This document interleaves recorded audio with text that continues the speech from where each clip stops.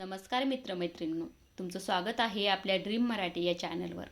आज आपण पाहणार आहोत आपल्याला इग्नोर करणाऱ्याशी न भांडता कसा धडा शिकवावा. चला तर सुरू करूया आजच्या व्हिडिओला.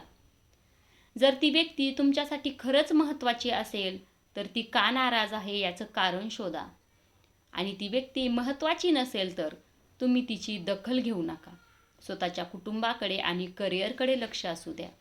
आपल्या आयुष्यात अशी बरेच माणसं येत जात असतात. आपल्या जवळची व्यक्ती तर आई बाबा, मुले, पत्नी हे असतात. ती व्यक्ती आपल्याला दुर्लक्ष कधीही करत नाहीत. ज्या व्यक्तीशी तुम्ही भावनिकरित्या जोडले आहात पण ती व्यक्ती तुम्हाला टाळत आहे, अशा व्यक्तीशी संबंध ठेवू नका. भावना काय हो, शरीरातील केमिकल लोचा आहे. विसरून जा आणि स्वतःमध्ये परिवर्तन करा. या जगात मित्र, प्रियशी, प्रियकर शेकडो मिळतात. फक्त शोधण्याची गरज आहे. आणखी एक मार्ग म्हणजे अशा व्यक्तींना आपण पण टाळून टाकायचं.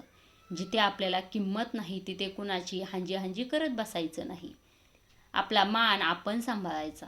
आपण कधी चुकायचं नाही आणि दुसऱ्यांना चुकून द्यायचं नाही. आणि सांगून ऐकत नसेल तर अशा लोकांना आपल्या जीवनातून बेदखल करायचं. माणसाने कधी मृगजळाच्या मागे धावू नये, कारण रस्ता चुकून मार्ग भटकतो आणि शेवटी पश्चाताप करत बसतो. म्हणून जे दिसतं तसं नसतं, म्हणून हे जग फसतं.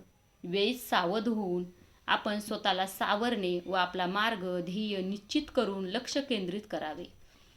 जो आपल्याला किंमत देतो त्यालाच आपण मान द्यावा, नाहीतर झिरो म्हणून नजरेआड करावा.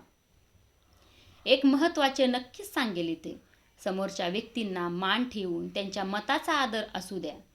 कुठलीही सक्ती नको, जबरदस्ती नको. बोलण्याऐवजी दुसरे पर्याय वापरून पहा. मॅसेज, ईमेल, पत्र लिहिणे किंवा दुसऱ्यांकडून सर्व मार्ग अवलंबून पहा, परंतु अतिरेक नको. वाट पाहणे हा एक उत्तम पर्याय आहे. तुमचा मुद्दा जीवन मरणाचा नसेल तर योग्य वेळ आली की सगळं सोपं आणि साधं होऊन जातं. थोडं धीराने घ्या. त्या व्यक्तीचं वय व तुमचं त्या व्यक्तीबरोबरचं नातंही तेवढंच महत्त्वाचं आहे. अशा वेळेस आपला इगो थोडा बाजूला ठेवा. अशा प्रकारे तुम्ही तुम्हाला इग्नोर करणाऱ्या लोकांशी वागू शकता.